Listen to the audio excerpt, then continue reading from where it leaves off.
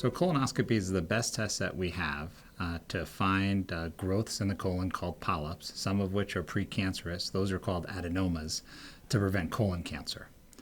However, with anything, there's always limitations, and probably one of our biggest challenges in colonoscopy today is surface area exposure. The colon itself is not a smooth tube. The colon has something we call folds. So there's a front side and a back side, and when we're advancing the camera to the end of the colon, we easily see the front side, but sometimes it's difficult to see the back side. And so over the years, there's been this effort to try to improve the surface area exposure during colonoscopy.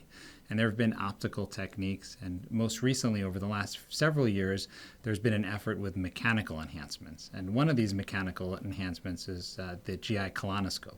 And the GI colonoscope is an integrated balloon that's permanently mounted on the end of the colonoscope. It's deflated when we insert the colonoscope to the end of the colon, which is the cecum.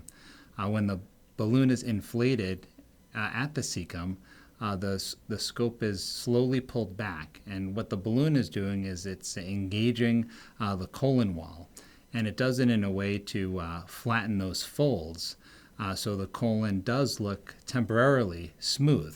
And what that does is it allows the polyps that could potentially be hidden behind some of the folds or some of the blind spots, which are sharp turns in the colon, to be in our visual field. The other thing that it allows us to do is have stabilization, because what happens is the scope itself, the tip where the camera is in the center of that balloon. So it gives us the ability to have good surface area exposure, which leads us to see more of the colon wall, which allows us to find more polyps, especially precancerous polyps. And the clinical data has supported this. We've seen a 30% increase compared to standard colonoscopy. And we've also seen an 18% increase compared to other devices. But what we always try to do is to improve what we do. And when we think about colonoscopy, it is the best test we have, but there's an effort to try to improve the whole procedure.